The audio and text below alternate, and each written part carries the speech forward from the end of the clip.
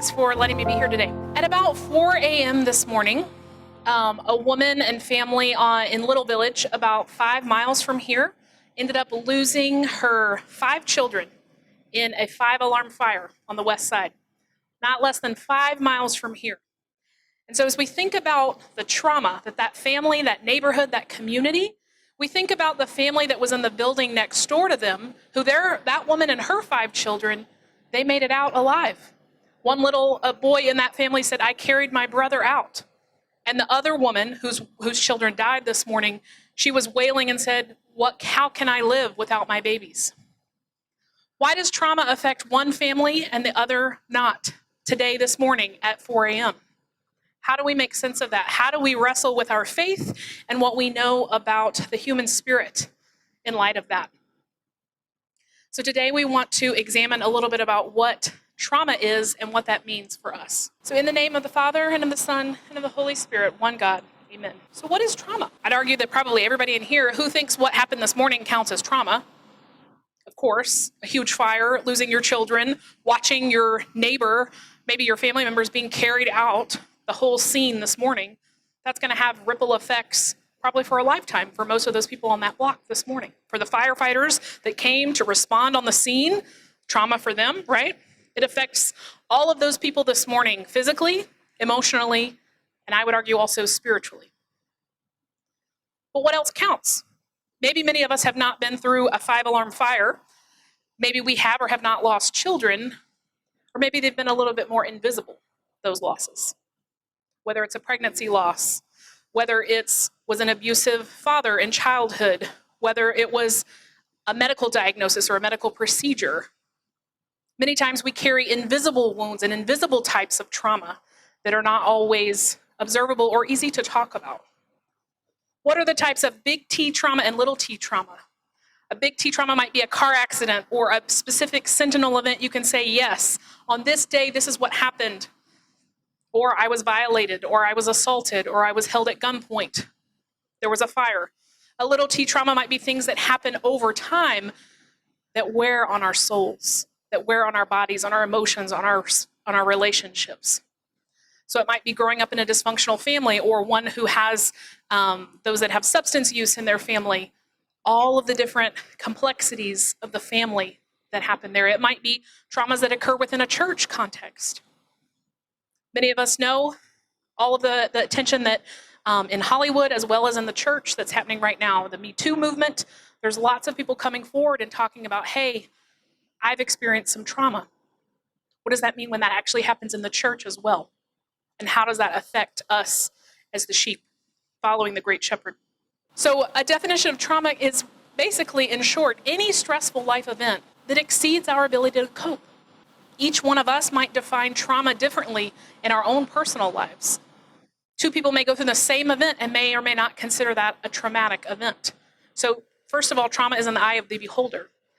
But it's anything that exceeds our ability to cope. Anything that is witnessed or experienced as potentially life-threatening, whether that's emotionally, psychologically, physically, even spiritually.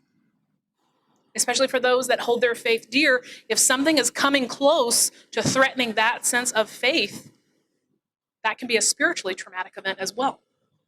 Over time, some folks experience what we would consider complex trauma, which is chronic exposure to many different types of these events. There was a landmark medical study a couple of decades ago looking at adverse childhood experiences, or ACEs, and it really zeroed in on folks who experienced different types of adverse childhood experience or traumatic experiences, showed over time that they, on average, if they had 6 or more of these types of events in life, they were much more likely to have 2 decades worth of shortened lifetime. 2 decades. Trauma has an effect on the body, on the mind, on the soul, and on the spirit. That's what we're here to examine today. So there is a lot of research that is dedicated to this, but when we think about people who experience complex trauma, they've had chronic exposure to these events over time. Their nervous system has not had a chance to go back to equilibrium, to steady state. And so that creates a prolonged sense of hopelessness or helplessness or terror. And so when we think about children, families, adults, communities, that experience this on a routine basis, what are some of the impacts? The body and the brain, they keep the score, and they do not forget. And there's always a response, acknowledged or unacknowledged. And this is what we would consider a normative response to very difficult and abnormally stressful things. So you think about, so many of you have heard of probably fight or flight syndrome, right? It's actually extended now to the 5 Fs. So if you want to think about all the different ways, either your autonomic nervous system or your parasympathetic nervous system. Those are just fancy words for categorizing our responses. You think about you're in a forest and a lion is chasing you. God designed our bodies very intelligently to respond. Our body and our brain is designed to protect us. We are geared towards survival. And so what happens? The brain starts sending signals to the body immediately before we can even have a rational thought. And so what happens? The brain tells the autonomic nervous system, okay, get ready. Here comes the lion. We have scanned the environment. We see all these cues pointing us to danger is coming. We've picked that up, and immediately your heart is pumping. I want everybody right now to make your heart go really fast. Everybody, I want you to slow down your digestion right now. You can't. These things we cannot control. I want everybody just right now, have a panic attack. You can't do it.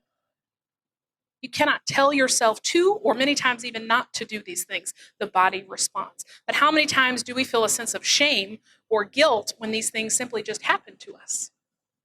How many times in a traumatic situation or in a life-threatening event, you'll hear many times survivors say, I can't believe I just was quiet. I can't believe I didn't say a thing. I can't believe I didn't run or scream.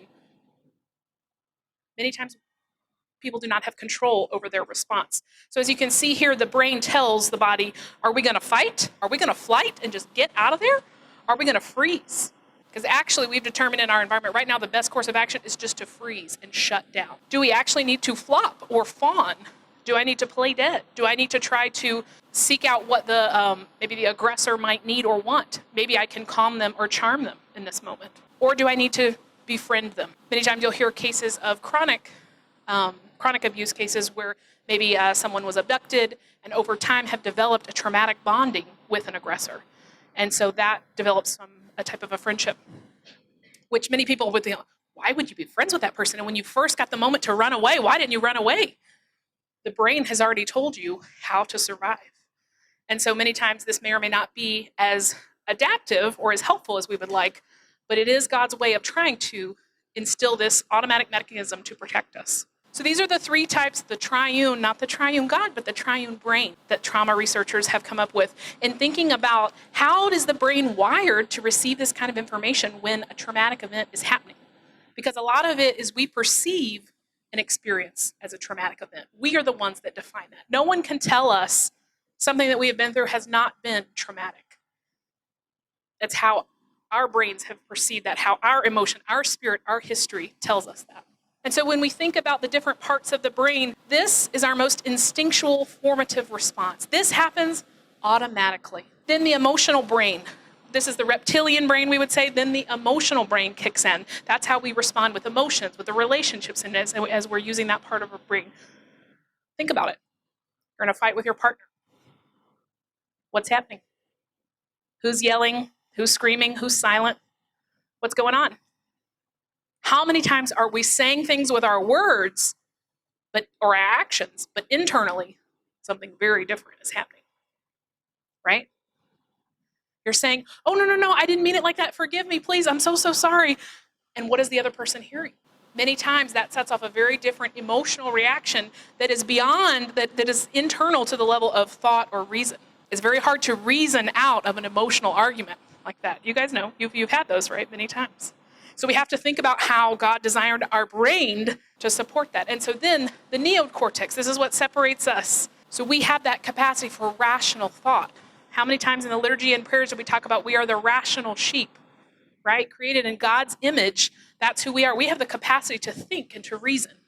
Let us come and let us reason together with God. And so in that part, many times we respond out of these 2 more primitive responses. And sometimes when we interact with people that have been through trauma and we sit there and we try to reason with them, we try to talk it out. Can't you just forget that? That happened 2 decades ago. Just forget about it.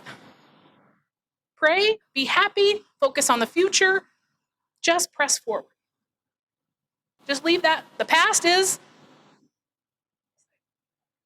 leave the past in the past, right? And if only it were that easy. Most people would have already done that, right? If only it were that easy to just talk it away. But we have to remember that the reptilian and the emotional, the limbic system, doesn't forget those things.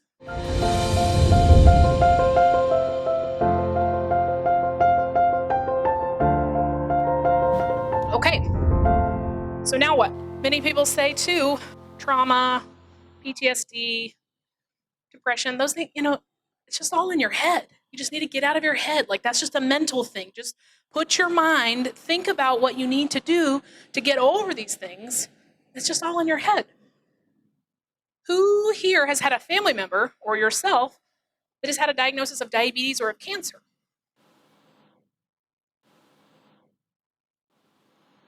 Has anybody ever responded to them? That might be all in your head. I think you should go to liturgy, you should pray, you should talk to Abuna, and we're going to give you holy unction and the sacraments, and I think you're going to be good to go. That's really about all that you're going to need. I think that's just all in your head. What you really need is to X, Y, and Z. No, most people would say, okay, we're going to pray for you. We're going to have you come to Abuna. We are going to anoint you with the holy unction. You are going to do the sacraments. We're also going to bring you a casserole. And then we are going to encourage you to go to the doctor and take your medicine and start exercising and all of the different things, right? Sometimes we have a very different response when it comes to a physical medical condition, as opposed to something else that we would consider maybe more all in your head, like a response to trauma.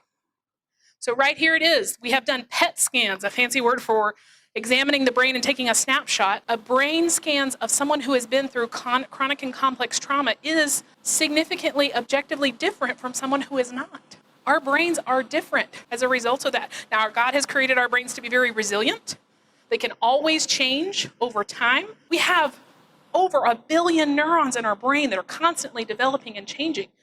And so just like we as God's children are never able to say that this life is fixed and that I am beyond redemption. The thief on the cross, right? What did he say in the very end? Remember me, O Lord, in my kingdom. There is always, we as Christians believe that there is always hope for change. Our brains reflect that in God's design, that our brains are always changing. Neuroplasticity means that those connections are always forming. And in relationship, in the presence of love, safety, and connection, that's when the connections in our brain can start to change and to heal. And so the church needs to be a place where people with all types of trauma and illnesses can heal. And so we think about, it is all in our head. Yes, absolutely. It is literally in our brains and in our body, in our head, the effects of trauma.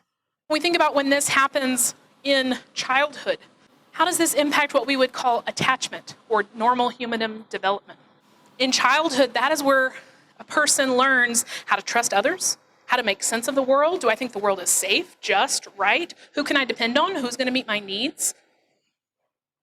Do I start to sense I am a self and my mom or my parent is someone different than me? Can I rely on them? Do I know my worth or my value? All of that is happening in childhood. That's when we start to develop cognition and forming language, paying attention, regulating my emotions, controlling my impulses, storing memories. All of these things are impacted in a traumatic cycle where someone has a need, I'm seeking out, I'm distressed and seeking out to meet that need, and the need is not met, or it's not a safe or protected relationship. There is trauma or abuse happening. And so then mistrust develops. There's a rupture. And that has an impact on all of these different outcomes.